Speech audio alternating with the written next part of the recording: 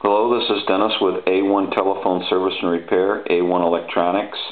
You can get us on the web at www.a1-telephone.com. You can also reach us at 618-235-6959.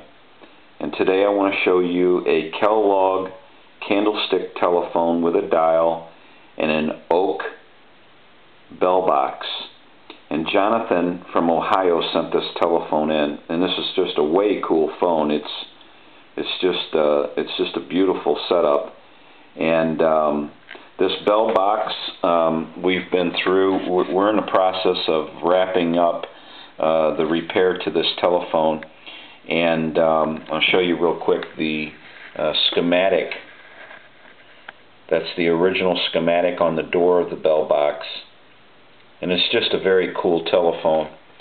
And we were able to go into, when we got a hold of this, the capacitor was loose, and it all had to be resoldered. We've got some double-sided sticky tape in there now, and I don't think the capacitor is going to go anywhere. The coil and everything had to be tightened down, and we repaired a bunch of connections and things like that. Worked on the bell. We've got the bell working now. We've got some new connectors here for the bell winding, and we're going to get that back. We just haven't gotten them screwed down to where they go for the bell. And so that's all been gone through. Jonathan had a black cloth cord that he wanted to use this shorter one as a line cord, so this comes out of the bell box. We're going to pigtail on a modular plug for him on this cloth cord so we can utilize this, and that's the way he wanted it. And it's not uncommon. We do that all the time. And it was a decent cord and new, and it's the old cloth style, so that's going to work out real well. We also have an 8-foot cord here that's an aftermarket cord that's a cloth cord. That what we did was we put some stab connectors. We cut them off a cord that came off of the candlestick itself that went over to the receiver. That cord was frayed, so we used the old stab connectors off of it, and that part goes to the candlestick phone inside the base, and they go into a stab connection type where you screw them down. So that's inserted there, or established. And we've got the other set of connectors that we put on will go in the bell box, and they'll go into where they make their connection to feed the candlestick. And we've got our heat shrink in here. What you're going to see is another set of line here. I like to tuck that back up underneath the heat shrink, because in a sense you could use them if anything ever went wrong with this pair or one of the lines in this pair. You could always switch over to this pair because it's all hardwired. Some guys will cut that off. I don't like to do that because you never know, you might need them. And those stab connectors, they go right in this. Here's a couple of stab connectors right here on this wiring block, and then this other pair will go over here, and we'll screw them down. We'll get them get everything squared away. This orange cord or red cord, whatever you want to call it, we didn't do that. That was in this telephone. It's been in there for years. Somebody worked on the dial, and we went all through that and got everything organized in the way we wanted it, and got the dial cleaned and all the contacts and oiled. And I'm just going to leave the wire. It was in there. It's single strand solid wire.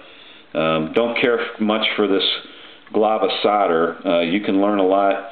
I can tell a lot from a technician or somebody how they solder. If this was a technician that did this, he was in a hurry, or he just didn't do a lot of soldering in his day. But anybody can solder. It just takes a little practice, and most people wouldn't have a problem soldering. So I don't know what the glob is all about, but it's there. It's making a contact. It just doesn't look real pretty.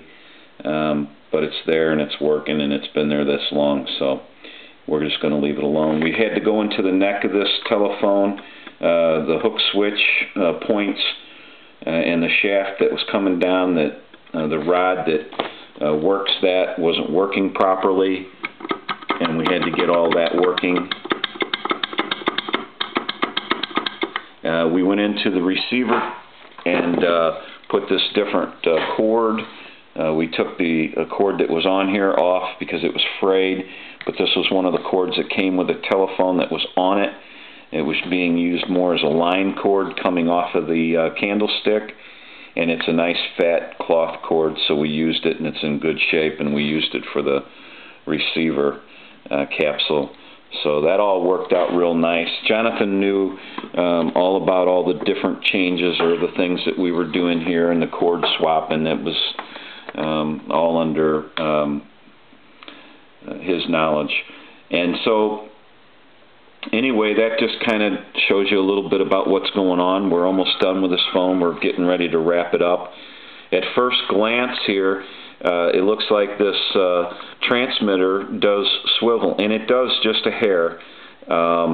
It's in a spring-loaded kind of situation, and I'm not sure if it's a patent kind of thing going on here where it didn't really swivel a whole lot like the Western Electrics. I just don't know. I don't want to. It's more of a spring-loaded kind of tension thing, and it might just be if you hit it, you know, it's kind of gives a little.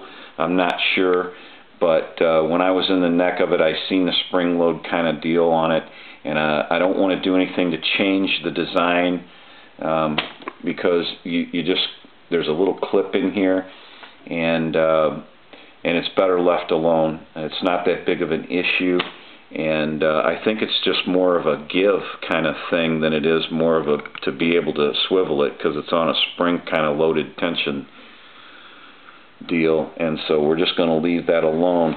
We went into the transmitter, got that all cleaned up and everything. So this telephone is just a really, really cool setup, and I think Jonathan's just going to be tickled to death to have this working and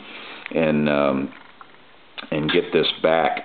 But we're almost finished up. It's kind of a middle of the road video to show everything that's going on. So we're going to have 8 foot between the bell box to the candlestick, and then we're going to have probably about a normal sized length line cord coming out of the mail or out of the bell box going to a modular plug.